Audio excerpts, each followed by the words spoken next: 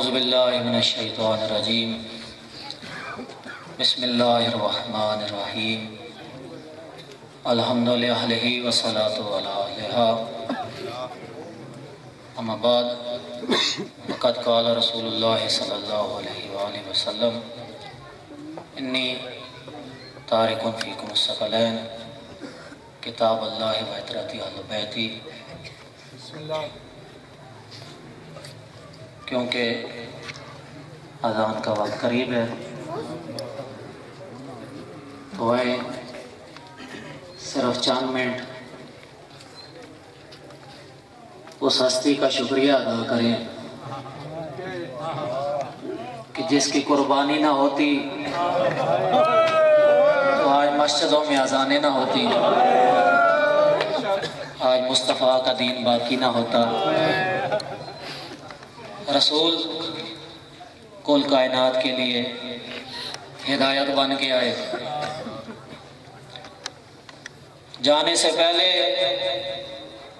اللہ تعالیٰ کے رسول نے اپنی امت کو بغیر کسی ہادی کے، بغیر کسی سہارے کے نہیں چھوڑا. رسول جانے سے پہلے فرما گئے کہ اے میری امت، اگر پریشان ہو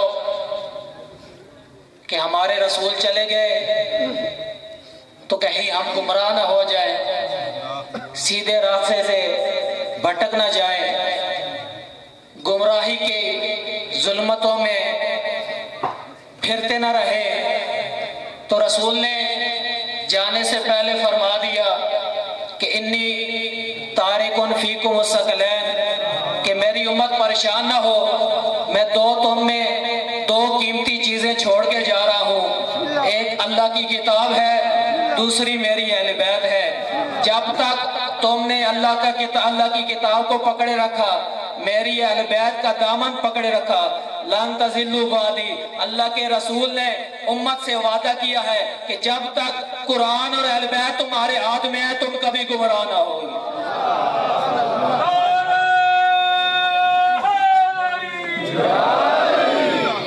گمراہی سے بچنے کا سامان رسول کر گئے کہ اگر ہدایت چاہتے ہو، قیامت تک گمراہی سے بچنا چاہتے ہو، تو اللہ کی کتاب کو تھام لو، میری اہل بیت کو تھام لو، میری اہل بیت کا دامن پکڑ لو، تم کبھی گمراہ نہیں ہوگے. یہ رسول کا وعدہ تھا. اب رسول جانتے تھے کہ میری امت میں کچھ ایسے لوگ ہوں گے کہ جو تعویلیں کریں گے کہ اہل بیت سے فلاں لوگ مراد ہیں، اہل بیت سے پوری امت مراد ہے. رسول جانتے تھے کہ لوگ اس میری حدیث کا مفہوم تبدیل کرنے کی کوشش کریں گے. رسول کو علم تھا، اسی لیے ایک دن رسول اکرم نے ایک یمنی چادر لی، اس چادر کے نیچے حیدر کرار کو بلایا، جناب سیدہ کو بلایا، حسن و حسین کو بلا کر فرمایا اللہم ان ہؤلاء اہل بیتی، اے اللہ تو میرا گواہ رہنا، یہ میری اہل بیت ہے.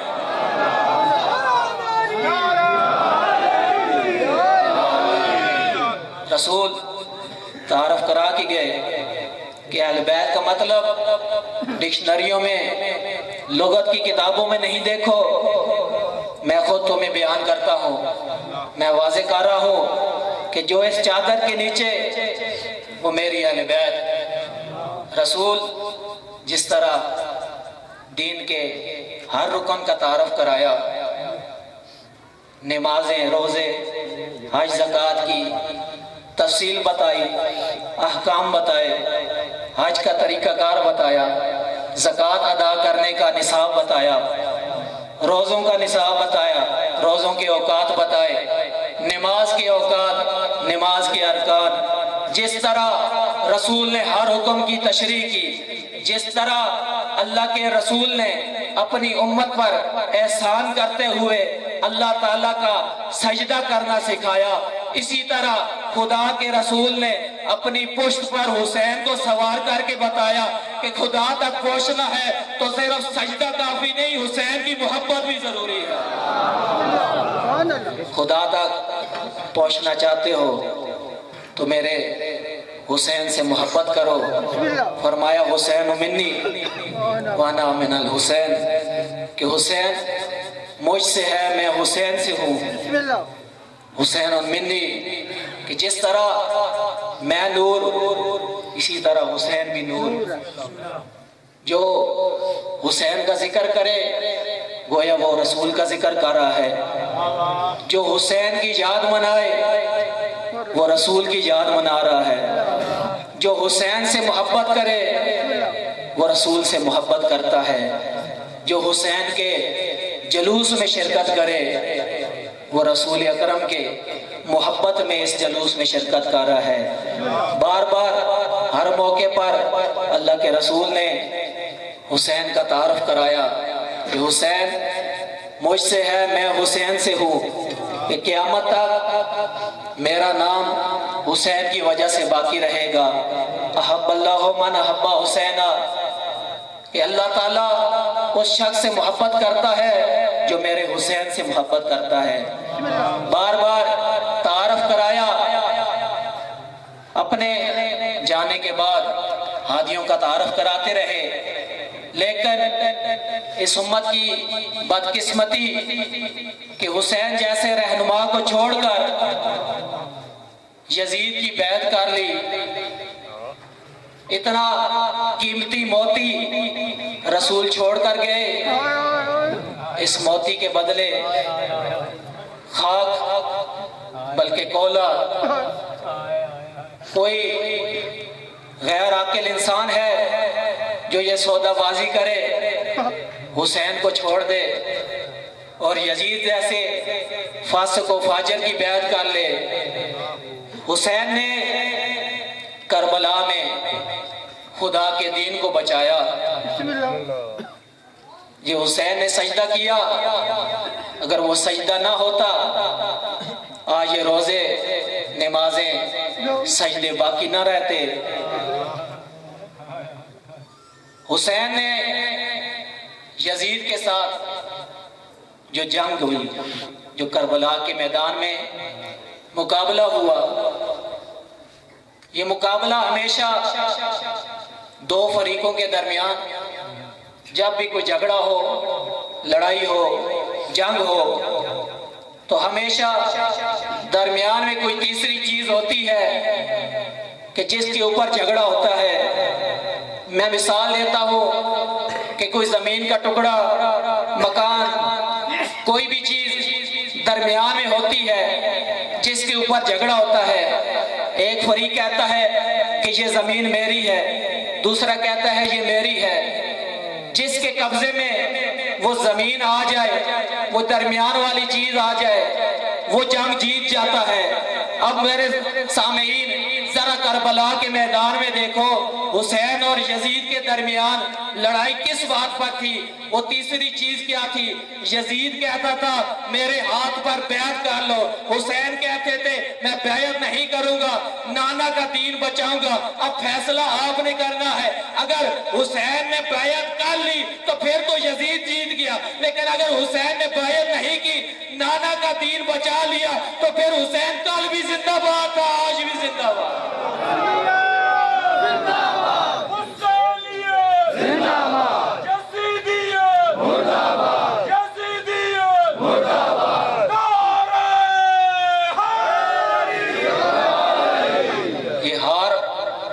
جیت کا تعلق زندگی اور موت سے نہیں کہ جو زندہ رہ جائے وہ جیت جاتا ہے، جو مر جائے وہ ہار جاتا ہے، اس طرح نہیں، بلکہ جس چیز پر جنگ ہو، مقابلہ ہو، وہ چیز جس کے قبضے میں ہو، چاہے وہ سر کٹا لیں، جیت انہی کی ہوتی ہے۔ یہ آج جو ہر محلے میں، ہر شہر میں، ہر گاؤں میں یہ جلوس نکل رہے ہیں، یہ جلوس اس بات کی گواہی ہے کہ ہارنے والے گھروں میں منہ چھپا کر بیٹھتے ہیں، جلوس اسی کا نکلتا ہے جس کو فتح ملی ہو۔ یہ جلوس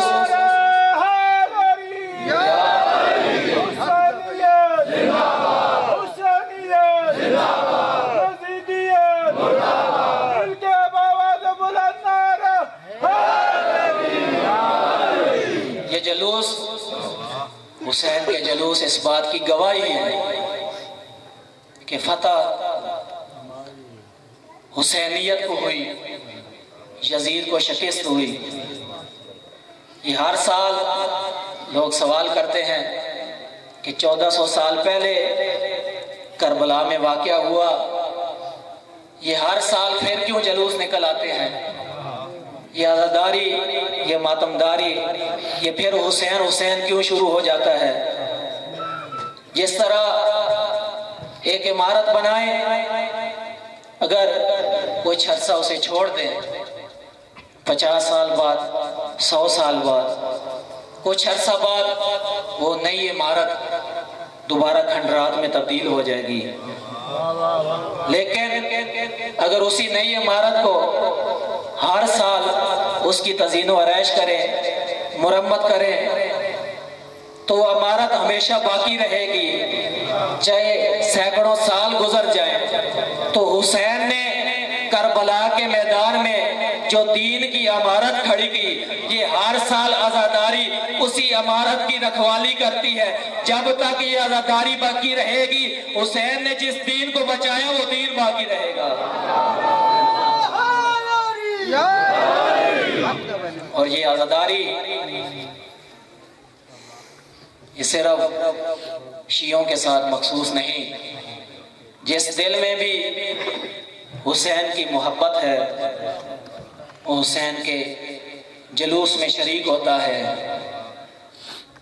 آپ نے دیکھا ہوگا کہ جب خوشی کا موقع ہوتا ہے، شادیوں کا موقع ہوتا ہے، لوگ دعوت نامے بھیجتے ہیں، کارڈ بھیجتے ہیں کہ آپ کو اس شادی میں شرکت کی دعوت ہے۔ اگر کارڈ پر صرف آپ کا نام ہو، آپ اکیلے جاتے ہیں۔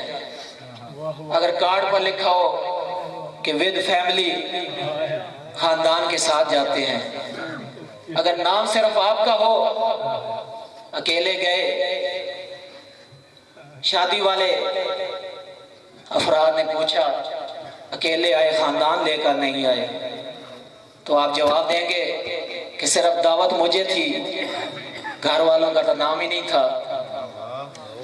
دعوت مجھے دی، بلاوا مجھے آیا تو میں اکیلا آیا۔ اگر میرے گھر والوں کو دعوت ہوتی، خاندان والوں کو بلاتے تو میں ان کے ساتھ آ جاتا۔ خوشی کے موقع پر ایسا ہی ہوتا ہے، دعوت جس کو ہو، جس کو بلاوا ہو، وہی جاتا ہے۔